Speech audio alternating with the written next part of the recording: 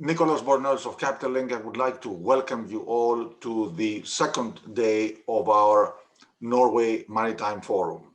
The first day was packed with terrific content, great attendance, great speakers, and now we're starting our second day that promises to be equally interesting and well attended. I would like again to thank you all for joining us. I will turn the floor over to the conference chairman, to Mr. Knut Ørbeck-Nilssen, who is the CEO of DNV Maritime.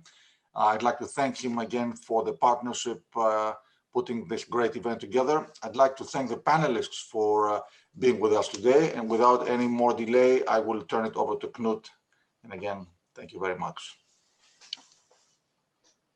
Thank you very much, Nicholas, for that kind introduction. And it's also a great pleasure for me, ladies and gentlemen, to welcome you all to today's first panel event here at Capital Link. My name is Knut Ørbeck-Nilssen. I'm the CEO of DNV Maritime, and I will be your moderator for this panel on green shipping, decarbonization and technology. Now, we have a very impressive lineup of experts on the panel, and they will share their insights into the commercial and strategic ramifications of decarbonization for shipping companies and investors. And we will cover some of the most pressing issues that are shaping the debate and the decision-making around the practicalities of decarbonization and greener shipping. Now, before we get started, however, let me introduce you to our panelists. So we have with us Mr. Anders Onarheim. He's the CEO of BW LPG. Welcome, Anders. We have also with us Ms. Marthe Sandvik, the Vice President of DNB Ocean Industries. Hello, Marthe. And also we have Mr. Lasse Kristoffersen, the CEO of Torvald Klaveness, and Lasse was also the president of the Norwegian Shipowners Association in the period 2018 to 2020. And we have with us Harald Solberg, who is the CEO of the Norwegian Shipowners Association.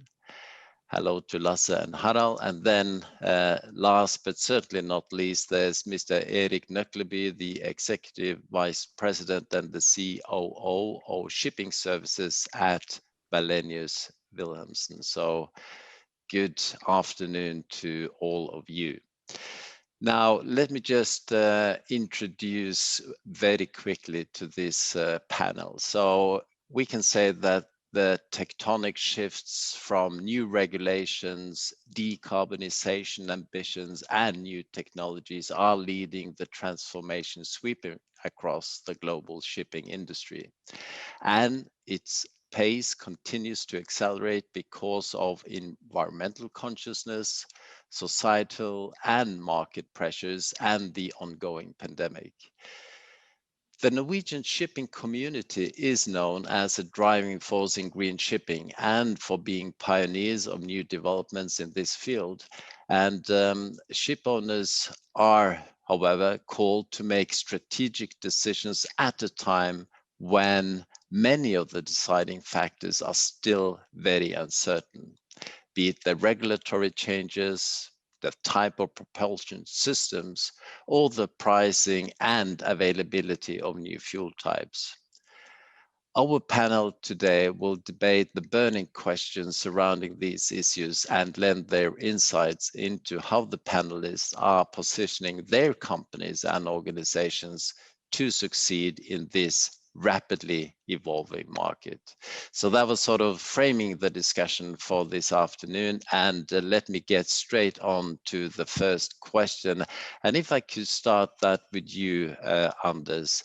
So in what way are the ESG principles changing the business culture of shipping, and have they had an influence on your own strategic decision-making, please? Thank you, Knut. You and I are both old enough to remember rock and roll and how that came about. And let's put it this way. ESG is just like rock and roll. It's here to stay. No question. At BW LPG, one of our core vision is, and has been for a long time, towards a better world.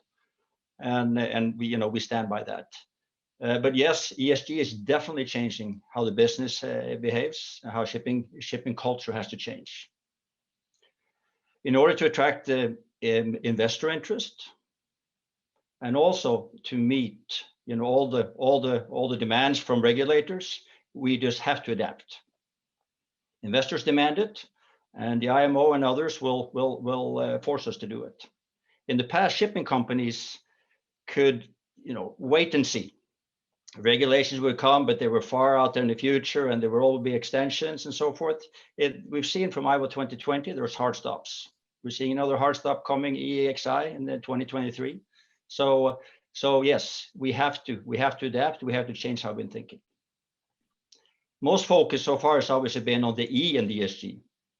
And here, of course, I think the key lies in transition towards a cleaner fuel. We cannot make that leap without having a transition. We cannot go directly from hydrocarbons to renewables or net zero, if you wish. And in that context, I believe that gas is a very important intermediate or destination fuel, if you wish. So again, we believe strongly that, and I'm of course the proponent of LPG. We think LPG is a very important product for years to come, and has many good aspects that is good for the world. Of course, the S in ESG is also important. And for shipping, we've had now, over this past year and a half, plenty of opportunities to show they really care about the S. We've had seafarers that have been under tremendous pressure. That we've had problems with crew changes. They've been stuck on the ship for a long time. Family concerns, wondering what's happening back home. Infections in the ports. So again, we really have been able to show that we also do care, and we have to care about our assets at sea. And this is, to me, we at BW LPG, we spent quite a bit of extra resources to look after our seafarers, and I'm sure that other companies have done the same thing. And finally, of course, in governance, as the last part, there's no question that shipping in the past has had somewhat of a reputation, with transparency issues. Some corruption allegations, related party conflict of interest. Many people talking about the Norwegian word of sugerør in the business. Of course, that's all changing. There's much more scrutiny and much more transparency, which I think is very good. Now, ESG has definitely influenced our strategy at BW LPG. We started investing in R&D and for future-proofing our fleet many years ago. We've been the first mover when it comes to looking into dual fuel LPG engines. We spent several years developing this together with our partners, MAN and Wärtsilä. And today we have 5 ships, the first 5 ships on water with LPG dual fuel propulsion. And we're committed to a total of 15 of these ships. And again, to me, this is living ESG real life. We can put lots of nice glossy pages in our annual report and talk about it, but in the end, we have to do something, and this is real action. We also made the decision to retrofit rather than to build new. We think reuse is a great concept also here. And for our 15 ships that we're retrofitting, the CO2 saved instead of building new is over 1 million tons of CO2, and we think that's material. We think, as I said earlier, this is an intermediate step. We still think we need to go further, and we are still spending a lot of resources, time and money to look for that next generation, both of fuels and ship designs. In the end, we will clearly have to see that shipping, like most other industries, will have to get our carbon footprint down. But I repeat, we have to make it, step by step. So again, we think we're on our way, but again, we have far to go. Thank you, Anders. That's great insights, and you touch on many aspects that we will come back to during the discussion here this afternoon.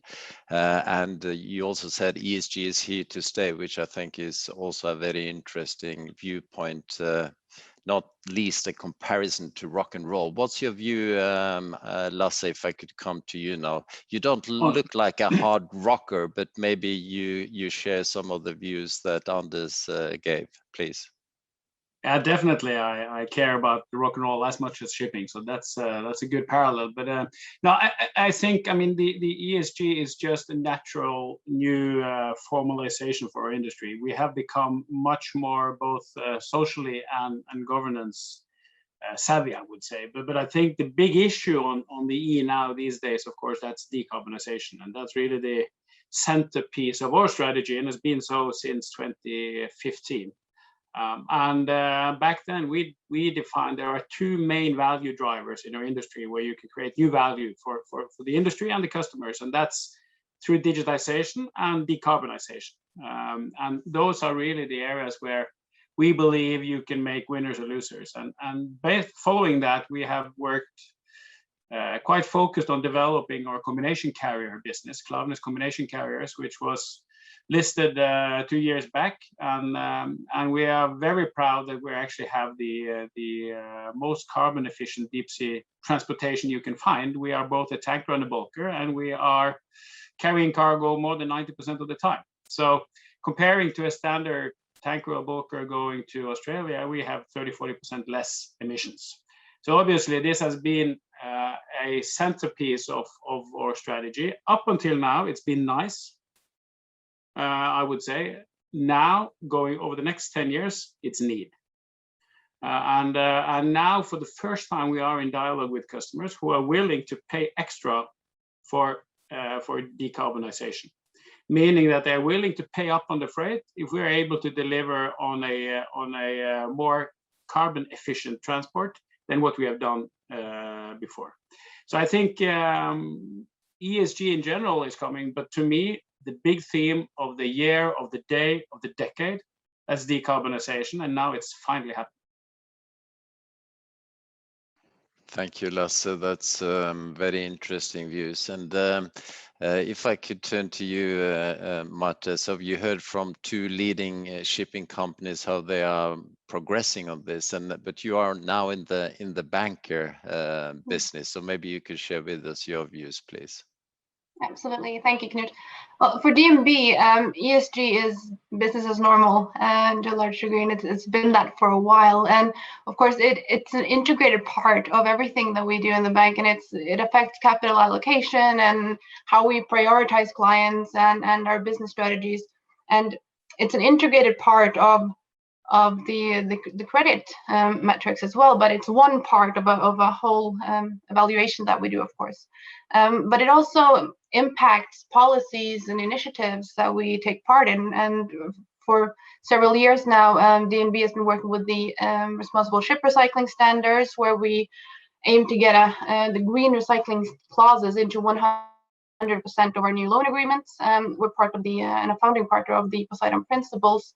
And like I said, it is business as normal. It will continue to be a very natural part of how we do business. And I can only echo the points that Anders was making as well. There is so many different metrics to look at on both the E and the S and the G that we are also committed to paying attention to. Great, thank you very much, Marthe. Now, all of you sort of zoomed in on all the aspects of the ESG, but if we sort of try to focus a little bit on decarbonization, put that in focus, how can, and if I can turn to you, Harald, for this one, how can regulators and legislators better incentivize shipping companies to accelerate their decarbonization efforts? I'm sure that you have some views on this, please. Yes, that's a very important question. And as a truly global industry, we need international regulations. And I think it is very important that IMO step up and speed up the process towards climate neutral shipping. If not, we will probably have several regional regulations for international shipping in the next decade. And we should do what we can do, both as regulators, but also as industry, to avoid a complex patchwork of regional regulations. And I think IMO should be more ambitious, bolder, and consistent on new regulations for climate neutral shipping. And on the content in these regulations, I have only one important wish, that is keep it simple. There is a tendency to develop complex segment-specific mechanisms, but I don't think complex regulations will bring us forward fast enough. I think it would be more wise to use the market and bridge the price gap between regular fuel and alternative zero-emission fuels. So put a price on carbon, use the money collected from a market-based mechanism to incentivize and finance the green transition. That would be effective, simple, easy to understand for all operators. And as an industry, I think also we have to step up and increase our own ambitions. And last year, Norwegian Shipowners Association launched 4 ambitious climate goals. Our ambitions are to be climate neutral by 2050 in all segments, only order ships based on zero-emission technology from 2030, and cut the climate emissions by 50% per unit transported by 2030. And we can already now introduce an international ban on non-climate neutral fuels from 2050 onwards. And that could be introduced now to speed up the process to develop zero-emission alternatives. We have high ambitions also in segments that currently do not have commercially available zero-emission solutions. This means that the entire industry, in collaboration with the authorities, both nationally and internationally, must get involved in developing new solutions. And we need to scale up and commercialize climate neutral alternatives this decade. And we have only 9 years left, so we have a hurry. Thank you very much, Harald. You put certainly a lot of dynamite into the discussion now. And just to summarize a bit, IMO should speed up. The regulation should be made easy and there is no time to waste. And I'm just interested if I could turn to you, Erik, to hear sort of the views from you who are deeply involved in the shipping operations, please. Yeah, so I think it's good dynamite, first and foremost. And we don't really disagree from the operation side to any of those statements from Harald. We need regulations and governmental drive across national borders. We can't work in silos here, and we need the regulations and that drive to ensure that we have a collaborative approach to R&D amongst shipping companies and fuel providers together. None of us is going to solve this challenge alone. And we need then continued support, monetary, legislative, as Harald mentioned, for that type of R&D efforts, and also I think faster time to market reviews and also approvals, because we need to continue to try and test what we innovate. Harald, you mentioned the market-based initiative driven and supervised by IMO. I think that is a very good initiative. It's the only way to, I think, adjust undesired behavior is to put a price on it. And I would also like to mention the other key initiative now supported by World Shipping Council and also IMO supervised, and that's the International Maritime Research and Development Board. The initiative is then established to identify and develop and also demonstrate the fuels and technologies of the future. So I think these efforts are very important. I see that IMO needs to go stronger. I agree to that, but I also think that shipping companies themselves have to take part of that drive, because IMO has so much complexity, I think, to work with, politically a lot of different member countries. So I think if we as ship owners as well go in front to drive some of the development and not just wait for IMO to drive it for us, I think that's going to be very critical. And finally, just to mention, I think we also need governmental bodies to define and drive and also regulate a proper discussion based on the full well-to-wake emissions, and not just look to regulate and measure tailpipe emissions. I think that's another very, very important part of what we need to do in the next decade. Thank you very much, Erik. I see that it's a very ambitious group of panelists here today, and I saw that you were nodding on several of the points already being made, and maybe you would like to share your views with us quickly, please. Yeah, well, I certainly agree. First of all, I think it's important, as an industry, it's important to be proactive. You don't want to wait for everybody else to tell you what to do. I think that's important. I think also we should all support the fact that IMO, that it is complex, but we should push them and to make, as I said earlier, also to help them to make hard stops. That's the only way we can change. And as part of the BW Group, we support the global implementation of carbon tax. Puts a price on the environmental cost of fossil fuels, and you need financial incentives. That's just how it is. When you run a business. Of course, with shipping generating 800 million tons of CO2 annually, that tax could raise, we've estimated, between $8 and $70 billion. And of course, that can be put to use, on technology research and support for developing nations and everything else. So I think, again, this is very important. We support it very much. Thank you, Anders. So put a tax on carbon.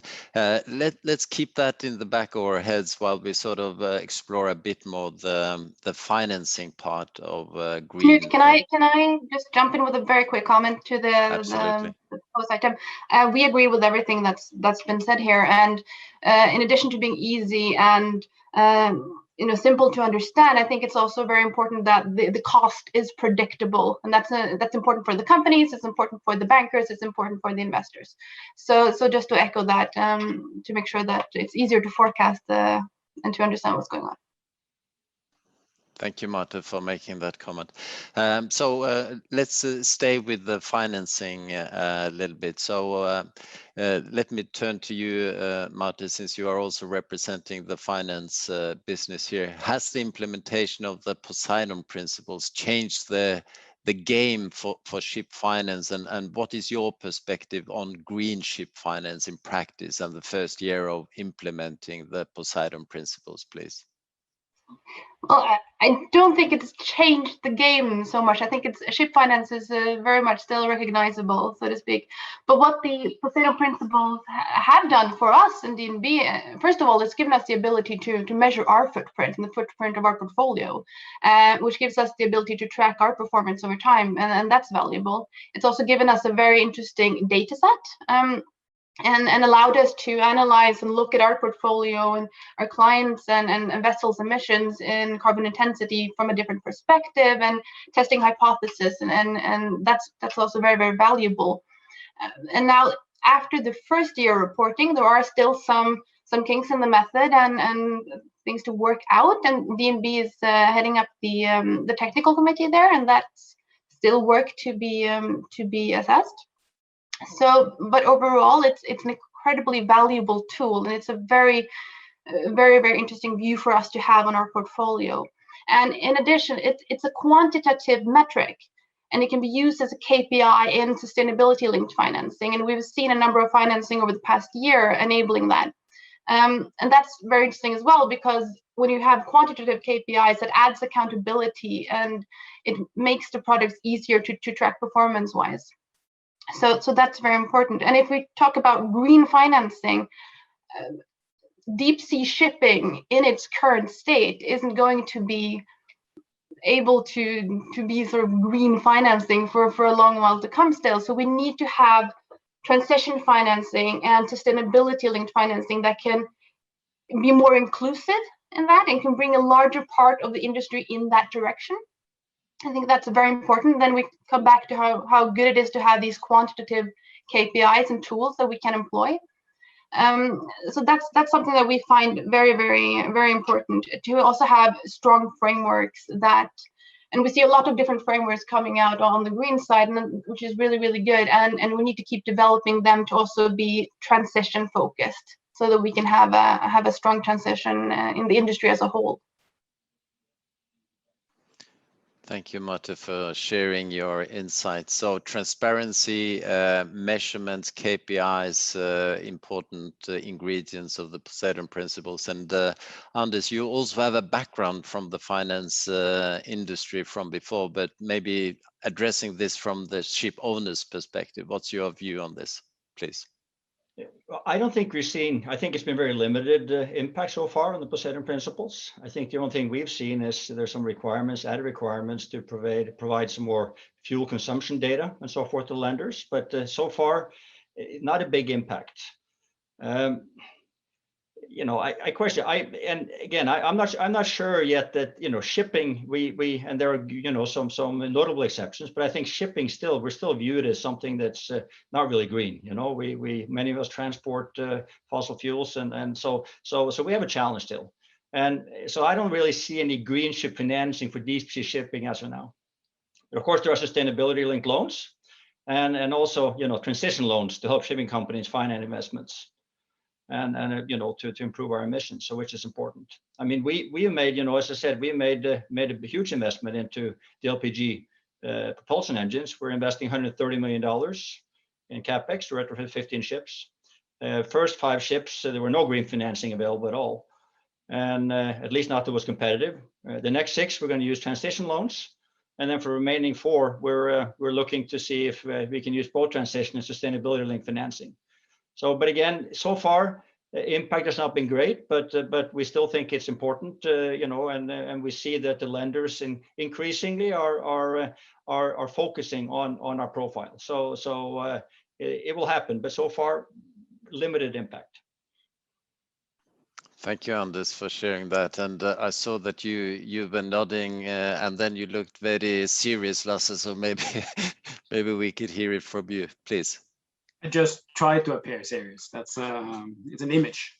And I mean, I totally agree with Anders. We have not really seen any significant impacts from the Poseidon Principles yet, and maybe that's because both BV and ourselves are pretty much on the right track. But I also think there's something with the ambition level with Poseidon Principles. When they came, I think it was a very major step, very important step.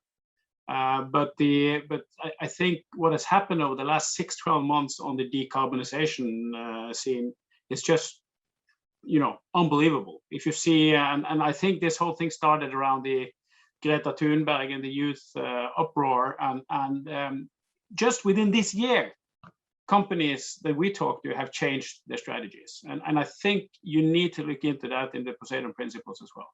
If I read them right, they have a target of banks should meet the IMO curve on carbon efficiency, and that's not going to be enough at all. I mean, this industry needs to head towards zero emission in 2050. So does the banks, and in my view, you need to show leadership in the Poseidon Principles and make sure that they point to zero latest in 2050. Then you will make a real impact. Thank you very much, Lasse. Again, ambition level is high, and Poseidon Principles, maybe there's still some way to go. Let's see.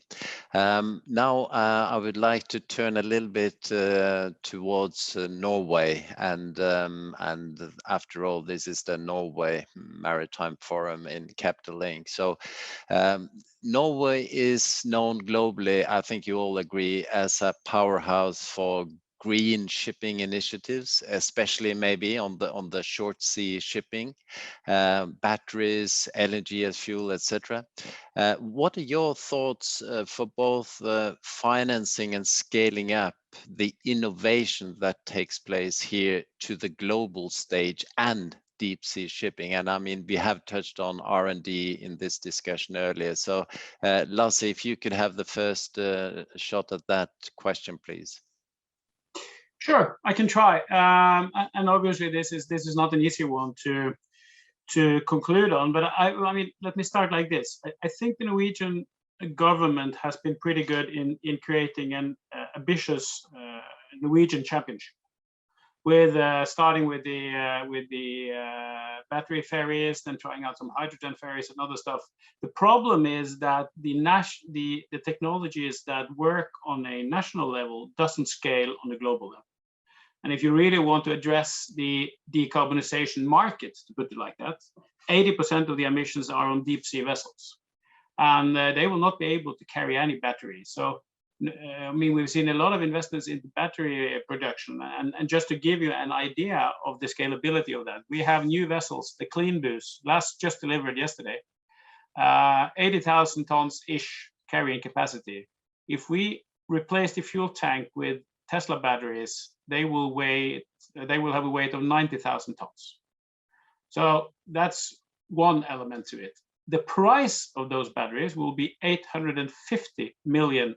The vessel costs about 50, to give or take. So the technology that has really delivered results on the national scale will not scale on the global scale. And LNG is a separate issue. I'm on that side of the table that think that LNG is just a unnecessary sidestep. It doesn't take us to zero emission at all. And what will is hydrogen. So, and that's very interesting. Also in Norway, we see that on the hydrogen production side, there's quite significant efforts going on. You have companies like Nel and Hydro and Yara and Equinor and you name it, now coming up with hydrogen production facilities and eventually ammonia facilities. And if you ask me, the technology that will scale on a deep sea basis, that is ammonia. So if you're really looking for technologies that are addressing the big market, they will be certainly based on hydrogen and likely focused on ammonia. And we now see that the engines are coming out within a few years on that could burn ammonia and certainly hydrogen. So the good news, I think, for our industry is that now finally we can say that we know the technologies, we know what's going to likely be the fuel.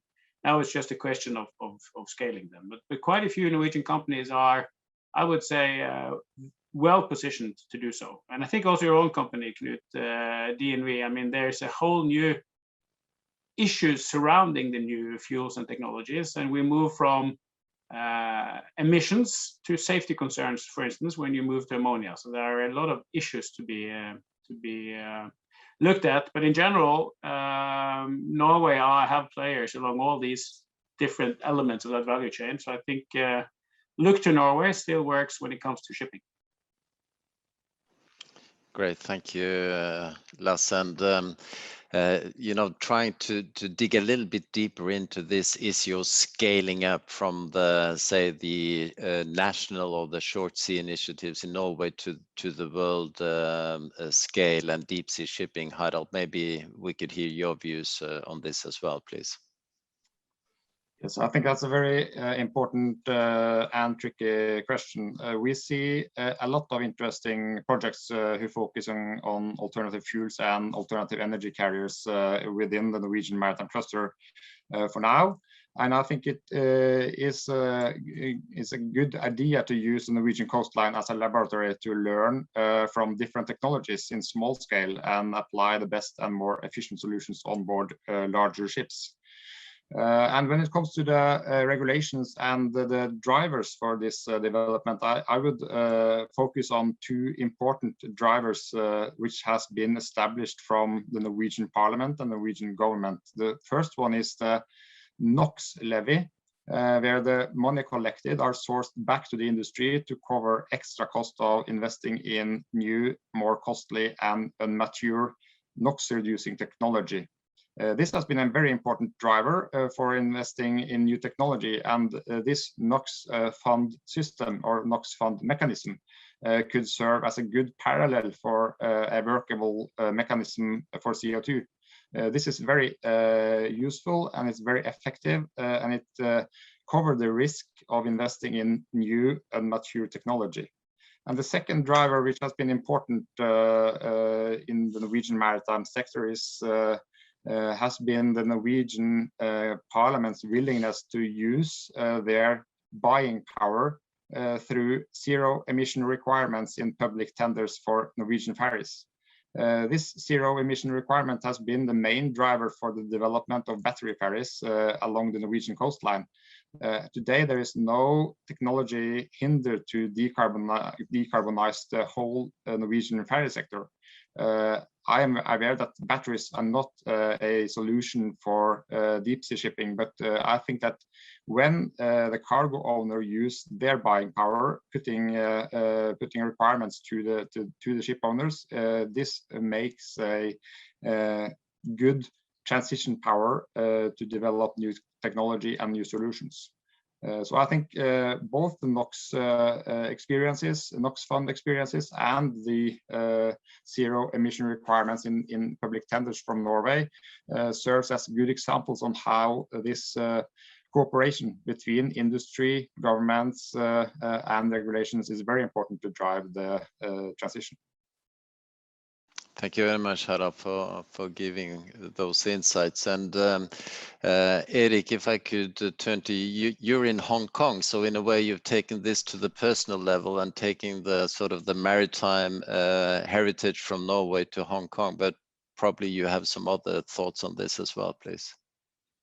Yeah, I guess I should point out I'm in Seoul in Korea, but definitely close, and definitely have taken it outside of Norwegian borders, and we absolutely agree that we see the role of Norway being important, and we view very positively where they sit right now. And of course, it's something that we as a company is involved in through efforts by majority owners of both Wilhelmsen and Wallenius, and seeing them trying to also take a lead in innovation efforts in terms of hydrogen, wind, LNG and battery hybrids, and just to name a few of the domestic efforts that sits there right now. Still, we still believe and see this, that we believe all segments of shipping, local or global, must look to each other to drive the development here. So I think wherever the good ideas come, as long as they can be brought up and collaborated on, I think that's what's important. And here Norway can definitely play a role, and Norwegian companies, domestic and also globally operating. And just finally also commenting on the financing side, the competitive financing in this area is very important. And I think the discussion, at least, that we see is going on, and the willingness that we see in terms of the financial and investor community in Norway to take on the leading role in this, I think is very important, because it fits the global role that the shipping industry already plays. Thank you very much, Erik. And, you know, several of you have touched already, this question, fuel of the future. So I would like to sort of ask you that now. And there are, as many of you have pointed out, several different zero carbon fuel options heralded as fuels of the future. But most of them, they still have technical challenges or lacking the infrastructure, or are not available at any sort of significant scale. And if I could come to you, Erik, again in Seoul, you know, where do you place your bets from 2030 onwards, and how do you plan to navigate that transition phase, please? Yes, thank you, Knut. I think first of all, it's been a lot of good comments made already by the panel. I think the first and foremost important factor is for the industry to continue with a industry-wide R&D collaboration, I think for quite many years to come, and maybe not yet lock in on any specific direction as of now. Deciding factors, obviously, for us in our discussions and looking into this is the future fuel choices in terms of safety, total emissions focus on a well-to-wake basis, as I mentioned before, fuel access and infrastructure, important. Cost obviously is also there. So these are some of the larger items to be considered. But we do see for now that ammonia is probably and most likely the choice as it looks right now. But again, we do want to keep our mind open and still have a wider focus. If we look at ammonia, and if that is produced using, e.g., electrolysis and renewable energy, then the carbon emission is then eliminated. And even when the ammonia is produced using carbon-emitting natural gas, the CO2 emission is cut significantly compared to fuel oil and LNG. And also what we see right now in terms of studying this, we believe that ammonia is also the more safe choice and also more accessible option than, for example, versus hydrogen. But again, we need to stay open-minded. So for us, we believe continued innovation is a key factor, and we also think that wind power can also play a significant role. If you look at our industry specifically and the car industry specifically that we serve, the inefficiencies in our customer supply chains are significant, and it's a root cause for higher emissions actually.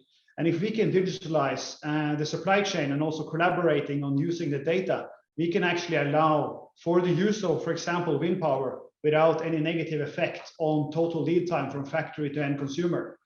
So I think we can also look at shifting then the time used on the various transportation modes, actually in most supply chains today, to operate in a much more climate smart way in the supply chains. So I think this is also a very important part of this, because it's the mindset change that we're also after. It's not just finding the technical solution, and we have to bring customers and consumers into that. Thank you very much, Erik. Truly interesting. Ammonia, keep an open mind, and then there are also some other possibilities, as you alluded to. Marthe, please, your views. Yes, just quickly then. DNB in general, we're fuel agnostic, so to speak. So it's more for us. It's more a fact of keeping up to date on the latest developments and understanding the benefits and challenges of the various fuels that our clients have to make decisions about in the future. And in terms of, there's not only the challenges tied to technology and infrastructure and which fuel, but we also find them to be, we think there are challenges to the business structures, to the contract structures, and that we need to have probably challenge these and look at these in a little bit of a different way, so to have a risk that is more evenly distributed across the value chain. So that's something that we think about. And in general, we also see that probably in the future banks will take on more of an advisory role, also to make sure that we have these kind of structures also for our own sake. And strategically for us historically is to go with good management teams and good companies, and that seems to have served us quite well. And we're a long-term partner with our clients, and we will be there to support in this transition for them. And that could mean that some wrong bets are made. That could mean that we also make some wrong bets. And I think that's an inherent risk that we're aware of in this situation. That's part of the game when you want to be a leader in this and you want to push in the right direction. And that applies to anyone who wants to be in ship lending consistently over the next couple of decades. And we just have to be pragmatic about that. Thank you very much, Marthe. Harald, fuel agnostic or a favorite? Please. Fuel agnostic, definitely. As an association, we will not place our bet on one specific technology, fuel, or energy carrier. This will always be our members' choice in their specific markets and dependent on their operations. But I think it will be low payback if I guess that we will enter a more diversified market with different energy sources for different operations. And I think it's very important also what Erik mentioned, that it is important to have the perspective of the life cycle emissions and have the perspective of well-to-wake emissions. Great stuff. Can I jump in on that, Knut? Yeah, you can, but first I want to hear it from Anders, because he's been nodding and shaking his head terribly, but I'll come back to you, Lasse. Please go ahead, Anders. I'm just going to reveal a secret to you. LPG is a fuel, is ready right now. It's technology is there and the infrastructure is there. So and again, it has many benefits. So again, I'm happy to call both Lasse and Erik and tell you about it later. But that's something that we think really works. And of course, it's a nice step towards ammonia, because we can convert these engines again to ammonia when that is ready.